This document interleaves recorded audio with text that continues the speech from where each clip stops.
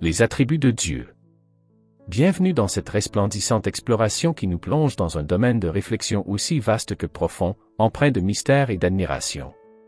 C'est un sujet qui fascine les esprits, suscitant joie et plénitude, car il nous amène à contempler l'incommensurable grandeur de Dieu. Les attributs de Dieu nous transportent au-delà des limites de notre compréhension humaine, tout en nous rappelant les facettes les plus profondes de notre propre nature et de notre quête spirituelle. Dans cette exploration, nous découvrons une source infinie de paix, d'amour et de sagesse qui remplit nos cœurs de joie et d'admiration pour notre Créateur. Plongeons avec joie dans cette aventure pour comprendre et célébrer Dieu à travers ses attributs. Commençons par les attributs incommunicables de Dieu qui sont des choses que seul Dieu peut avoir et qui le distinguent de la création. Découvrons comment Dieu est omnipotent, omniprésent, omniscient, souverain, transcendant, immuable et existant par lui-même. Dieu est omniscient. L'omniscience est définie comme l'état de connaissance totale, la qualité de tout savoir. Pour que Dieu soit souverain sur sa création de toutes choses, visibles ou invisibles, il doit être omniscient. Son omniscience ne se limite pas à une seule personne dans la divinité, le Père, le Fils et le Saint-Esprit sont tous omniscients par nature. Dieu sait tout. Il connaît non seulement les moindres détails de nos vies, mais aussi ceux de tout ce qui nous entoure, car il mentionne même le fait de savoir quand un moineau tombe ou quand nous perdons un seul cheveu. Non seulement Dieu sait tout ce qui se passera jusqu'à la fin de l'histoire elle-même, mais il connaît également nos pensées mêmes, avant même que nous parlions. Il connaît nos cœurs de loin, il nous a même vus dans le sein maternel. Salomon exprime parfaitement cette vérité lorsqu'il dit dans 1 Roi 8 verset 39, « Car vous, vous seuls, connaissez le cœur de tous les enfants de l'humanité. » Malgré la condescendance du Fils de Dieu à se vider de lui-même et à se rendre néant, son omniscience est clairement visible dans les écrits du Nouveau Testament. La première prière des apôtres dans Actes 1 verset 24, « Seigneur, tu connais le cœur de chacun », implique l'omniscience de Jésus, nécessaire pour pouvoir recevoir les requêtes et intercéder à la droite de Dieu. Sur terre, l'omniscience de Jésus est tout aussi claire. Dans de nombreux récits évangéliques, il connaissait les pensées de son auditoire, Matthieu 9 verset 4, Marc 2 verset 6 à 8, Luc 6 verset 8. Il connaissait la vie des gens avant même de les rencontrer. Lorsqu'il rencontra la femme qui puisait de l'eau au puits de Sichar, il lui dit, « Le fait est que tu as eu 5 maris, et l'homme que tu as maintenant n'est pas ton mari. » Jean 4 verset 18. Il dit également à ses disciples que leur ami Lazare était mort, bien qu'il se trouvait à plus de 40 kilomètres de la maison de Lazare. Il conseilla aux disciples d'aller préparer le repas du Seigneur, décrivant la personne qu'ils devaient rencontrer et suivre. Mieux encore, il connaissait Nathanaël avant même de le rencontrer, car il connaissait son cœur. Enfin, il n'y a rien de trop difficile pour un Dieu omniscient, et c'est sur la base de notre foi en un tel Dieu que nous pouvons être en sécurité en lui, sachant qu'il promet de ne jamais nous décevoir tant que nous restons en lui. Il nous connaît depuis l'éternité, avant même la création. Dieu savait, vous et moi, où nous allions apparaître au fil du temps et avec qui nous interagirions. Il a même prévu notre péché dans toute sa laideur et sa dépravation, mais, par amour, il a apposé son sceau sur nous et nous a attirés à cet amour en Jésus-Christ, Éphésiens 1 verset 3 à 6. Nous le verrons face à face, mais notre connaissance de lui ne sera jamais complète. Notre émerveillement, notre amour et nos louanges à son égard continueront pendant des millénaires alors que nous nous prélassons dans les rayons de son amour céleste, apprenant et appréciant de plus en plus notre Dieu omniscient. Dieu est tout-puissant, omnipotent. Le mot omnipotent signifie « pouvoir ». Dieu a tout pouvoir sur toute chose, à tout moment et de toute manière. Job a parlé de la puissance de Dieu dans Job 42 verset 2. « Je sais que tu peux tout et qu'aucun de tes plans ne peut être contrecarré. » Job reconnaissait la toute-puissance de Dieu dans la réalisation de ses plans. Dieu a également rappelé à Moïse qu'il avait au pouvoir pour accomplir ses desseins concernant les Israélites. L'Éternel répondit à Moïse, « Le bras de l'Éternel est-il trop court? Vous verrez maintenant si ce que je dis se réalisera pour vous. » Nombre 11 verset 23. Nulle part la toute-puissance de Dieu n'est visible plus clairement que dans la création. Dieu a dit, qu'il y ait. Et il en fut ainsi. L'homme a besoin d'outils et de matériaux pour créer, Dieu a simplement parlé, et par la puissance de sa parole, tout a été créé à partir de rien. C'est par la parole de l'Éternel que les cieux ont été faits, leur armée étoilée par le souffle de sa bouche. Psaume 33 verset 6. La puissance de Dieu se manifeste également dans la préservation de sa création. Toute vie sur terre périrait si Dieu ne nous fournissait pas continuellement tout ce dont nous avons besoin pour nous nourrir, nous vêtir et nous abriter, le tout à partir de ressources renouvelables soutenues par sa puissance de conservateur de l'homme et de la bête. Les mers qui couvrent la majeure partie de la terre et sur lesquelles nous sommes impuissants nous submergeraient si Dieu n'en proscrivait pas les limites. La toute-puissance de Dieu s'étend au gouvernement et aux dirigeants, lorsqu'il les retient ou les laisse suivre leur chemin selon ses plans et ses desseins. Son pouvoir est illimité à l'égard de Satan et de ses démons. L'attaque de Satan contre Job s'est limitée à certaines actions seulement. Il a été retenu par la puissance illimitée de Dieu. Jésus a rappelé à Pilate qu'il n'avait aucun pouvoir sur lui à moins que celui-ci ne lui ait été accordé par le Dieu Tout-Puissant. Jean 19 verset 11. Étant tout-puissant, Dieu peut faire tout ce qui est en harmonie avec son caractère sacré. La Bible révèle qu'il ne peut pas faire des choses qui soient contraires à son caractère sacré. Par exemple, Nombre 23 verset 19 enseigne qu'il ne peut pas mentir. Dieu n'a pas la capacité de mentir parce que mentir est contraire à sa perfection morale. De la même manière, bien qu'il soit tout-puissant et qu'il déteste le mal, il permet que le mal se produise, selon son bon dessein. Il utilise certains événements pervers pour permettre à ses desseins de se déployer, comme lorsque le plus grand mal de tous s'est produit, le meurtre de l'agneau de Dieu parfait, saint et innocent pour la rédemption de l'humanité. En tant que Dieu incarné, Jésus-Christ est tout-puissant. Sa puissance est visible dans les miracles qu'il a accomplis, ses nombreuses guérisons, le fait de nourrir 5000 personnes, de calmer la tempête et la démonstration ultime de sa puissance, ressuscitant Lazare et la fille d'entre les morts de Jaïru, un exemple de son contrôle sur la vie et la mort. La mort est la raison ultime pour laquelle Jésus est venu, pour la détruire et pour amener les pécheurs dans une bonne relation avec Dieu. Le Seigneur Jésus a clairement déclaré qu'il avait le pouvoir de donner sa vie et le pouvoir de la reprendre, un fait qu'il a allégorisé en parlant du temple. Il avait le pouvoir d'invoquer 12 légions d'anges pour le secourir pendant son épreuve, mais il s'est offert avec humilité à la place des autres. Le grand mystère est que cette puissance peut être partagée par les croyants unis à Dieu en Jésus-Christ. Paul dit, « C'est pourquoi je me glorifierai d'autant plus volontiers de mes faiblesses, afin que la puissance de Christ repose sur moi. » 2 Corinthiens 12 verset 9. La puissance de Dieu est exaltée en nous davantage lorsque nos faiblesses sont les plus grandes, car il est capable de faire infiniment plus que tout ce que nous demandons ou imaginons, selon sa puissance qui agit en nous. Éphésiens 3 verset 20. C'est la puissance de Dieu qui continue de nous maintenir en état de grâce malgré notre péché, et par sa puissance nous sommes empêchés de tomber. Sa puissance sera proclamée par toute l'armée des cieux pour toute l'éternité. Apocalypse 19 verset 1. Dieu est omniprésent. Dire que Dieu est omniprésent, c'est dire que Dieu est présent partout. Dans de nombreuses religions, Dieu est considéré comme omniprésent, alors que dans le judaïsme et le christianisme, cette vision est subdivisée en transcendance et immanence de Dieu. Bien que Dieu ne soit pas totalement immergé dans le tissu de la création, il est présent partout et à tout moment. La présence de Dieu est continue dans toute la création, même si elle ne se révèle pas nécessairement de la même manière, au même moment, partout dans le monde. Parfois, il peut être activement présent dans une situation, alors qu'il peut ne pas révéler qu'il est présent dans d'autres circonstances, dans un autre domaine. La Bible révèle que Dieu peut être à la fois présent à une personne de manière manifeste, Psaume 46 verset 1, et présent dans chaque situation de toute la création à un moment donné, Psaume 33 verset 13 à 14. L'omniprésence est la caractéristique de Dieu d'être présent à toutes les échelles de temps et d'espace. Bien que Dieu soit présent dans tout le temps et dans l'espace, Dieu n'est limité localement à aucun temps ou espace. Dieu est partout et à chaque instant. Aucune molécule ou particule atomique n'est si petite que Dieu ne lui soit pleinement présent, et aucune galaxie si vaste que Dieu ne la circonscrive. Mais si nous devions supprimer la création, Dieu la connaîtrait toujours, car il connaît toutes les possibilités, qu'elles soient réelles ou non. Dieu est naturellement présent dans tous les aspects de l'ordre naturel des choses, de toute manière, à tout moment et en tout lieu. Ésaïe 40 verset 12. Dieu est activement présent d'une manière différente dans chaque événement de l'histoire en tant que guide prévoyant des affaires humaines. Psaume 48 verset 7.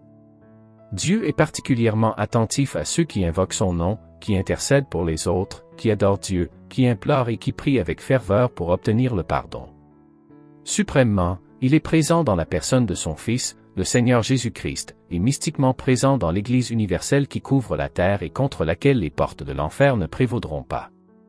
Tout comme l'omniscience de Dieu souffre d'apparents paradoxes dus aux limitations de l'esprit humain, l'omniprésence de Dieu souffre également.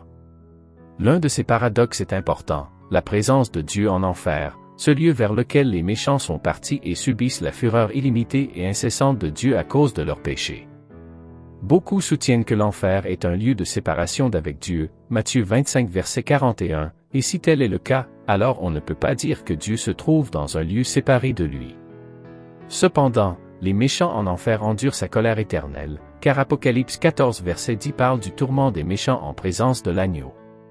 Que Dieu soit présent dans un endroit où les méchants sont censés être partis provoque une certaine consternation. Cependant, ce paradoxe peut s'expliquer par le fait que Dieu peut être présent parce qu'il remplit toutes choses de sa présence, Colossiens 1 verset 17, et soutient tout par la parole de sa puissance, Hébreux 1 verset 3, mais il n'est pas présent forcément partout pour bénir. Tout comme Dieu est parfois séparé de ses enfants à cause du péché, Ésaïe 52 verset 9, et il est loin des méchants, Proverbe 15 verset 29, et ordonne au sujet impie des ténèbres de partir à la fin des temps vers un lieu de punition éternelle, Dieu est toujours là au milieu. Il sait ce que souffrent ces âmes qui sont maintenant en enfer, il connaît leur angoisse, leurs cris de répit, leurs larmes et leurs chagrins face à l'état éternel dans lequel ils se trouvent. Il est là de toutes les manières pour leur rappeler perpétuellement leur péché qui a créé un gouffre pour toute bénédiction qui pourrait être autrement accordée. Il est là de toutes les manières, mais il ne manifeste aucun autre attribut que sa colère.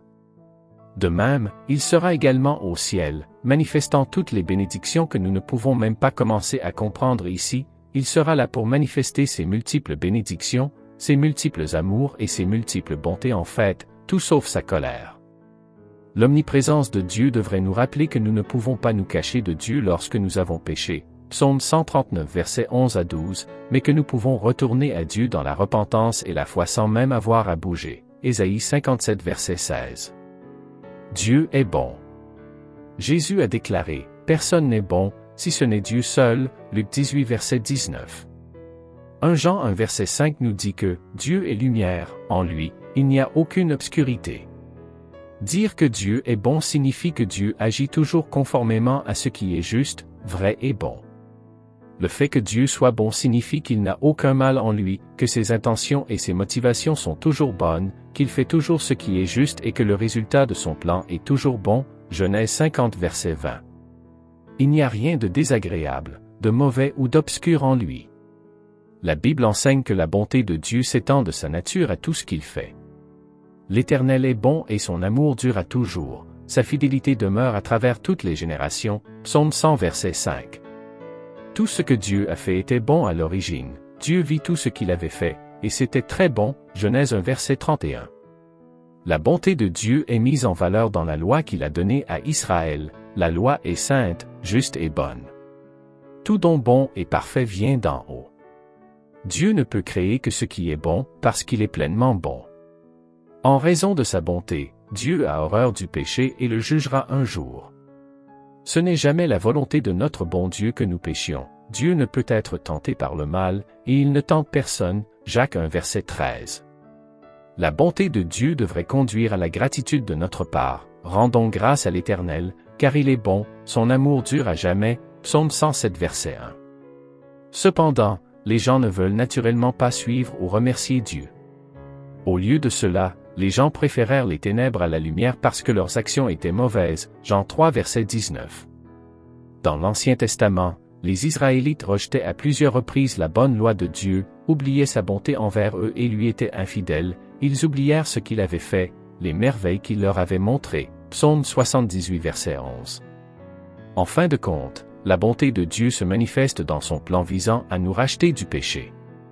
L'Évangile est une bonne nouvelle. Dans sa bonté, Dieu a envoyé son Fils pour devenir le sacrifice parfait et irréprochable afin que nous puissions recevoir le pardon de nos péchés. Dieu ne veut pas que quiconque périsse, mais que tous parviennent à la repentance, 2 Pierre 3 verset 9, et c'est la bonté de Dieu qui te conduit à la repentance, Romains 2 verset 4. La bonté fait partie de la nature de Dieu et il ne peut pas contredire sa nature. La sainteté et la justice font partie de la nature de Dieu, il ne peut rien faire de mal ou d'injuste. Dieu est la norme de tout ce qui est bon. Dieu est grand. Le psaume 145 verset 3 déclare « L'Éternel est grand et très digne de louange, sa grandeur, personne ne peut l'imaginer. » Des dizaines de versets décrivent Dieu comme « grand » et donnent comme preuve ses œuvres merveilleuses. Pour décrire une personne, le mot « grand » signifie « prééminent », au-dessus de la norme ou distingué. Cela implique également un caractère ou une qualité supérieure.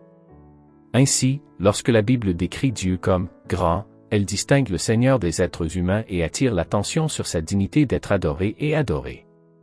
1 Jean 3 verset 1 dit « Voyez ce que le Père nous a prodigué, pour que nous soyons appelés enfants de Dieu. » Romains 9 verset 22 parle de la « grande patience » de Dieu. Lamentation 3 verset 22 à 23 loue le Seigneur pour son grand amour et sa grande fidélité. Éphésiens 1 verset 19 indique que la puissance de Dieu est inégalée, c'est une puissance incomparablement grande. Tite 2 verset 13 appelle Jésus, notre grand Dieu et Sauveur, ce qui signifie que le Seigneur est du plus haut rang, éminent dans son autorité. Hébreux 10 verset 21 dit que Jésus est un grand prêtre sur la maison de Dieu, ce qui signifie que Christ surpasse tous les autres prêtres à travers l'histoire en nature, en puissance et en capacité. Lorsque Jésus chassa un démon d'un garçon, la foule fut étonnée de la grandeur de Dieu, Luc 9 verset 43. Notre réponse à la grandeur de Dieu est de l'adorer humblement, louez-le pour ses actes de puissance, louez-le pour sa grandeur incomparable, Psaume 150 verset 2. Dieu est si grand qu'il ne peut être comparé à rien ni à personne d'autre, Psaume 71 verset 19. Puisqu'il a créé tout ce qui existe, il est de loin supérieur à ses créations. Il est plus grand, dans le sens où il ne peut être limité par le temps ou l'espace.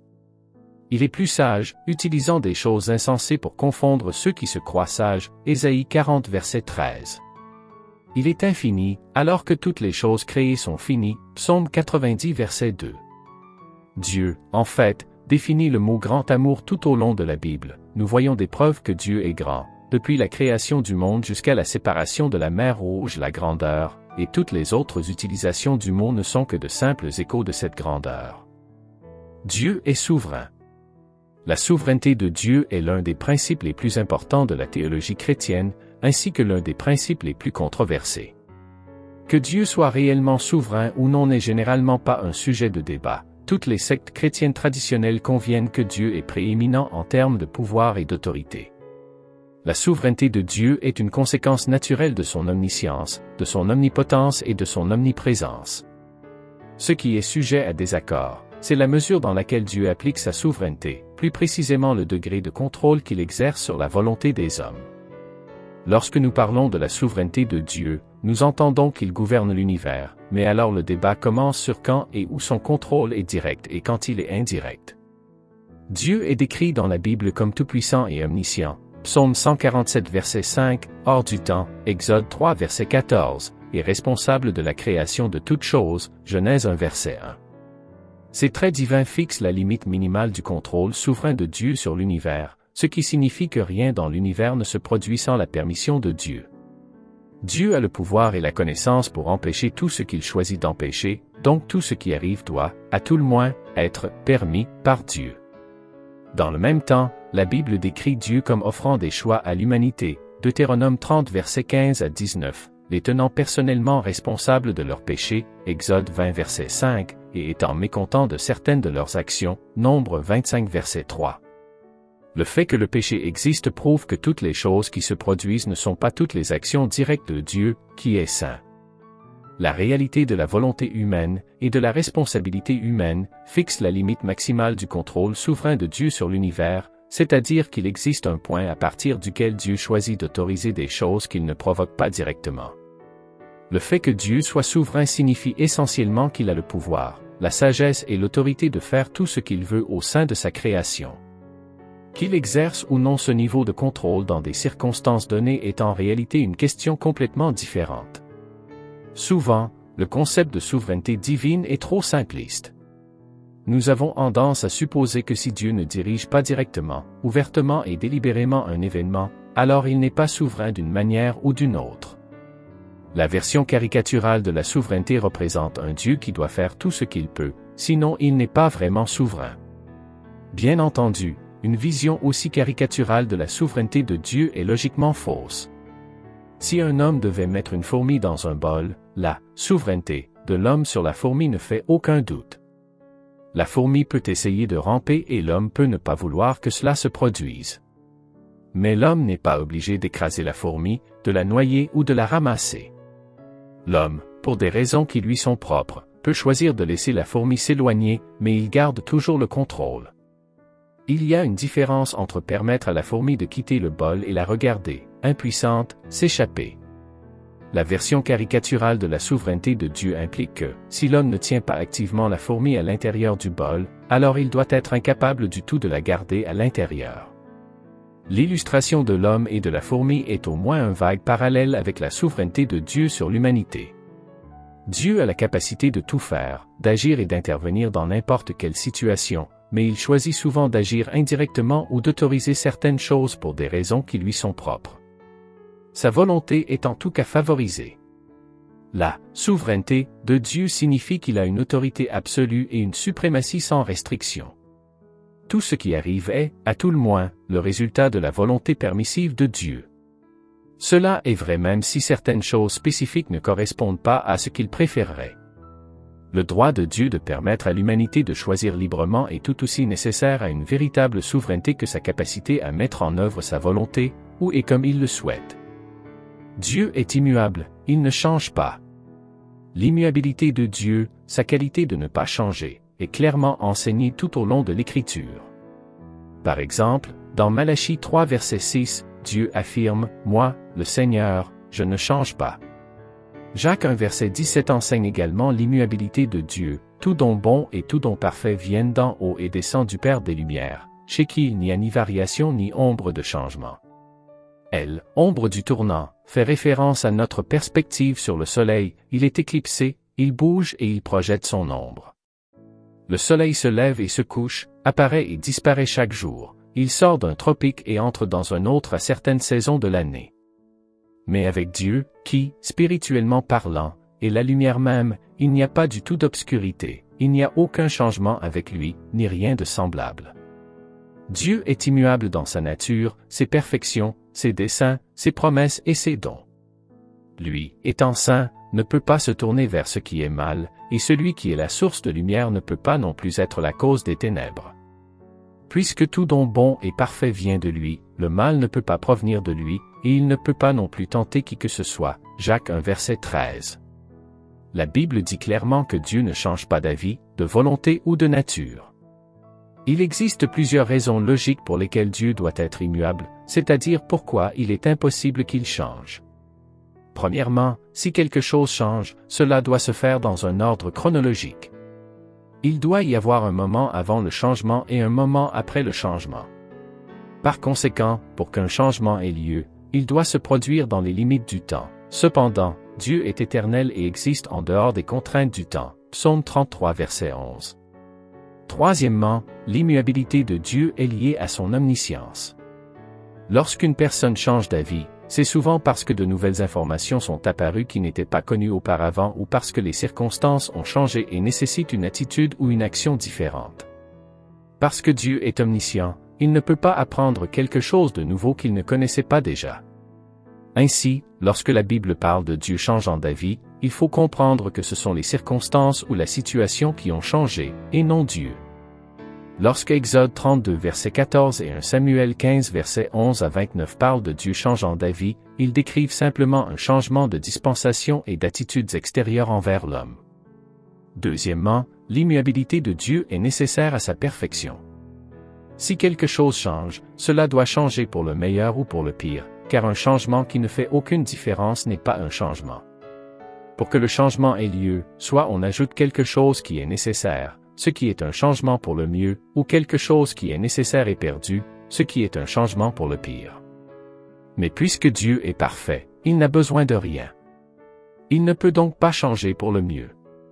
Si Dieu perdait quelque chose, il ne serait plus parfait, par conséquent, il ne peut pas changer pour le pire. Dieu est transcendant. Transcender signifie exister au-dessus et indépendamment de, s'élever au-dessus, se surpasser, réussir. Selon cette définition, Dieu est le seul être véritablement transcendant. Le Seigneur Dieu Tout-Puissant, en hébreu, El Shaddai, a créé toutes choses sur la terre, sous la terre et dans les cieux, mais il existe au-dessus et indépendamment d'elle. Toutes choses sont soutenues par sa toute-puissance, Hébreux 1 verset 3, mais il n'est soutenu que par lui-même. L'univers entier existe en lui et pour lui afin qu'il puisse recevoir gloire, honneur et louange. Étant transcendant, Dieu est à la fois inconnu et inconnaissable, mais Dieu cherche continuellement à se révéler à sa création, c'est-à-dire que l'inconnu cherche à être connu. Voici un paradoxe. Étant transcendant, Dieu est le Créateur incompréhensible existant en dehors de l'espace et du temps et est donc inconnaissable et insondable. Ni par un acte de notre volonté ni par notre propre raisonnement, nous ne pouvons parvenir à comprendre Dieu ou à faire l'expérience de lui personnellement. Dieu veut que nous cherchions à le connaître, mais comment le fini peut-il connaître et comprendre l'infini alors que notre esprit et nos pensées sont si loin en dessous des siens? Ésaïe 55 versets 8 à 9. Romains 11 versets 33 à 36 dit, « Oh! La profondeur des richesses de la sagesse et de la connaissance de Dieu. Comme ses jugements sont insondables et ses chemins inexplicables. Qui a connu la pensée du Seigneur? Ou qui a été son conseiller? Qui a jamais donné à Dieu pour que Dieu le rembourse? Car c'est de lui, par lui et pour lui que toutes choses viennent. À lui la gloire pour toujours. » Un autre aspect de la nature transcendante de Dieu qui le place hors de portée de sa création est sa sainteté et sa justice. En raison de la propension de l'homme au péché et de son désir de méchanceté, il lui est refusé le droit d'entrer dans la présence de Dieu. Dieu n'a pas d'autre choix que de détourner son visage de nous comme il l'a fait avec Moïse lorsqu'il a demandé à voir la gloire de Dieu. Dieu a dit à Moïse, « Tu ne peux pas voir ma face, car personne ne peut voir ma face et vivre. » Exode 33 verset 20. Voir la plénitude de la gloire de Dieu serait trop difficile à supporter pour un humain, cela briserait le vase de terre en morceaux. La pleine révélation de Dieu est donc réservée pour l'avenir, lorsque toutes choses seront vues telles qu'elles sont et que les hommes seront en état de les recevoir. Le prophète Isaïe a compris la nécessité pour Dieu de rester à l'écart de sa création. Nous sommes tous devenus comme un impur, et tous nos actes justes sont comme des haillons souillés, nous nous ratatinons tous comme une feuille, et comme le vent nos péchés nous emportent. Personne n'invoque votre nom ni ne s'efforce de vous saisir, car tu nous as caché ta face et tu nous as fait dépérir à cause de nos péchés. Ésaïe 64 versets 6 à 7. Un Dieu transcendant doit détourner son visage, car il est contraint par sa justice et sa sainteté de se tenir séparé de tout ce qui est pécheur, impur ou imparfait. Cependant, en plus d'être transcendant, Dieu possède également une immanence, proximité, et c'est dans son immanence que Dieu choisit de se rapprocher de sa création. Cela aussi est un paradoxe. Suis-je seulement un Dieu proche, déclare l'Éternel, et non un Dieu lointain? Quelqu'un peut-il se cacher dans des endroits secrets pour que je ne puisse pas le voir? Déclare l'Éternel. Est-ce que je ne remplis pas le ciel et la terre, déclare l'Éternel, Jérémie 23 versets 23 à 24. La nature transcendante de Dieu s'efforce de le garder éloigné de sa création à la fois dans l'espace et dans le temps, mais d'un autre côté, sa nature immanente œuvre pour le rapprocher de sa création et pour soutenir l'univers. L'amour de Dieu pour sa création est si grand que nous voyons son immanence éclipser sa transcendance. Cela devient clair dans son Fils incarné, Jésus-Christ, alors qu'il brise la barrière du péché et de la séparation pour ramener toute l'humanité dans un monde meilleur. Nous voyons Dieu choisir non seulement de se rapprocher de sa création, mais aussi de venir personnellement dans le cœur et l'esprit de son peuple par la puissance intérieure de son Saint-Esprit. C'est le miracle de la transcendance de Dieu. Dieu est infini, illimité et immesurable. L'infinité de Dieu est cette perfection de Dieu par laquelle il est libre de toute limitation. Il n'est en aucun cas limité par l'univers, par ce monde spatio-temporel, ni confiné à l'univers. Dieu est infini dans tous ses attributs, il est infini en sainteté, en amour, en sagesse, etc. Autrement dit, Dieu est libre de toute limitation à son amour, il est parfait dans son amour. Dieu ne peut pas être contenu ou enfermé. Ésaïe 66 verset 1. En disant que Dieu est infini, nous entendons généralement qu'il est illimité et incommensurable. Immesurable, à proprement parler, pourrait décrire les propriétés d'autres entités que Dieu. Mais ce n'est pas une comparaison significative avec Dieu. Ce qui peut ou ne peut pas être mesuré est soumis aux limites du mesureur. Du point de vue d'un enfant de 10 ans, le nombre de liaisons protéiques dans son propre ADN est incommensurable. Cela ne veut pas dire que son ADN est infini, cela ne signifie pas non plus qu'une autre personne ou chose ne pourrait pas le quantifier. En prenant immesurable pour signifier, logiquement impossible à mesurer, cela est alors synonyme d'infini, mais, même défini de cette façon, ce n'est pas très pertinent lorsqu'il s'agit de Dieu. Mon intellect est peut-être immesurable, du point de vue d'une amibe, mais ce n'est pas vraiment un éloge parmi les autres. La même chose s'applique plus ou moins à l'idée selon laquelle quelque chose est illimité. La logique impose des limites à toute chose, mais ce n'est pas vraiment une limitation, donc cela revient vraiment au même concept d'être infini. Selon la logique, il doit y avoir une seule cause première. Plutôt que de rendre impossible quelque chose comme Dieu, la logique le rend nécessaire. Le fait est que Dieu ne fait pas partie de la réalité, il est la réalité. Cela doit toutefois être compris dans un contexte prudent. Quand il n'y avait pas de création, il n'y avait que Dieu. Maintenant que Dieu a créé, certaines choses existent qui ne sont pas Dieu, mais il est toujours la source ultime et le fondement de leur existence. Un autre point utile est que l'infini, en ce qui concerne Dieu, n'est pas une propriété qu'un être peut avoir dans certains attributs, mais pas dans d'autres. Ou bien l'on est entièrement infini, ou bien il n'est pas infini du tout. Considérons, par exemple, les attributs divins comme la toute-puissance, l'omniscience et l'omniprésence. Il n'est pas possible pour un être d'être tout-puissant, à moins que cet être ne soit également omniscient. Comment peut-on avoir le pouvoir de tout faire si l'on ne sait pas aussi tout? Comment un être peut-il être omniscient et ne pas être omniprésent, savoir tout ce qui se passe dans la réalité, mais ne pas connaître certaines choses dans cette même réalité? Les auteurs qui créent des super-héros de bande dessinée se heurtent constamment au problème de l'infini sélectif.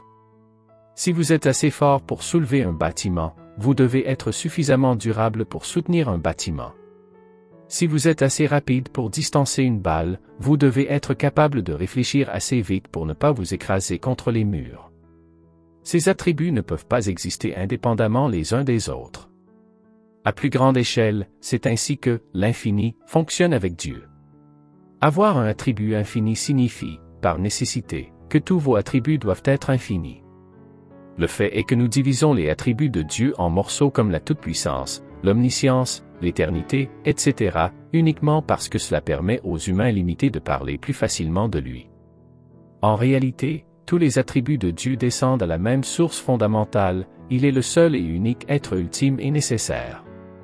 Il est littéralement la source de tout le reste. Dieu exprime cette idée dans ses propres mots, se faisant appeler « Je suis » Exode 3 verset 14. Il l'est tout simplement. De ce point de vue, il est impossible qu'il existe d'autres êtres infinis ou illimités. Tout ce qui existe en dehors du seul être nécessaire est le résultat de l'œuvre créatrice de Dieu. Logiquement, chaque chose créée doit être différente de Dieu. Ainsi, il n'est pas possible que les êtres soient véritablement infinis au même sens que Dieu, puisqu'ils ne peuvent pas être littéralement Dieu. Nous devons également noter que Dieu est un être, et se décrit ainsi, Genèse 1 verset 26 à 27. Il est immanent et transcendant, mais il est aussi personnel. Cela explique en partie pourquoi notre réalité peut fonctionner ainsi. Vous ne pouvez pas obtenir quelque chose dans un effet qui n'était pas présent dans la cause. Dieu peut tout faire. Par une nuit claire, regardez les étoiles dans le ciel. Genèse 1 rapporte que Dieu les a tous créés.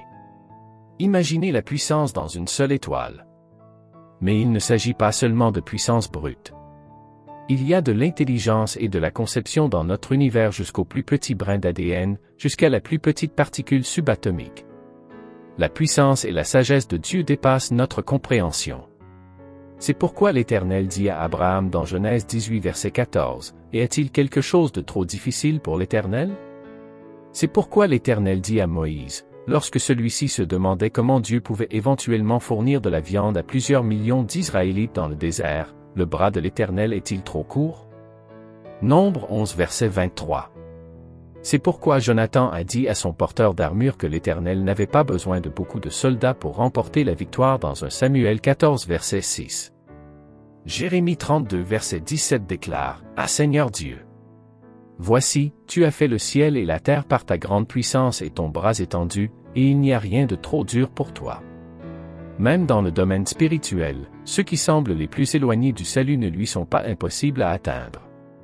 Et aussi grande que soit sa puissance, son amour et sa miséricorde sont tout aussi grands, au point même de sa volonté d'envoyer son propre Fils mourir sur la croix du calvaire pour payer le prix d'une humanité pécheresse.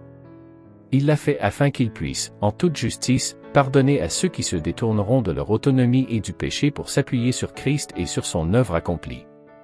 En tant que parents, il serait bien pire de voir nos enfants endurer des tourments plutôt que de les subir nous-mêmes, et pourtant c'est exactement ce que Dieu le Père a fait. Jean 3 verset 16 déclare le grand amour de Dieu, car Dieu a tant aimé le monde qu'il a donné son Fils unique, afin que quiconque croit en lui ne périsse pas, mais qu'il ait la vie éternelle.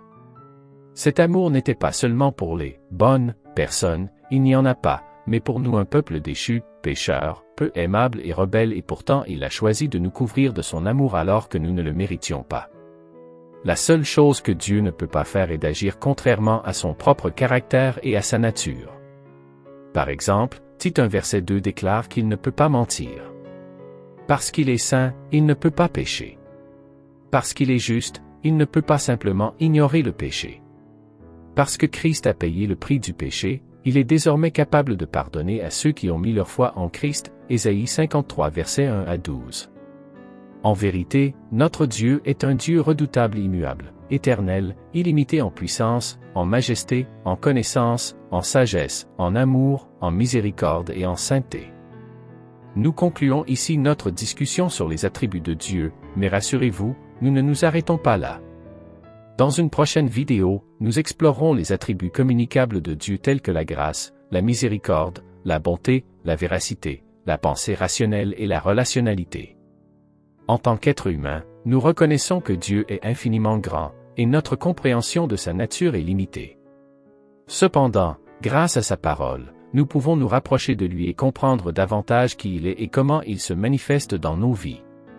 Comme le dit Jérémie 29, 13, puissions-nous tous continuer de tout cœur à le chercher. Dans notre quête constante pour comprendre les attributs de Dieu, gardons à l'esprit l'importance de l'humilité et de l'ouverture d'esprit, car la grandeur de Dieu dépasse notre entendement.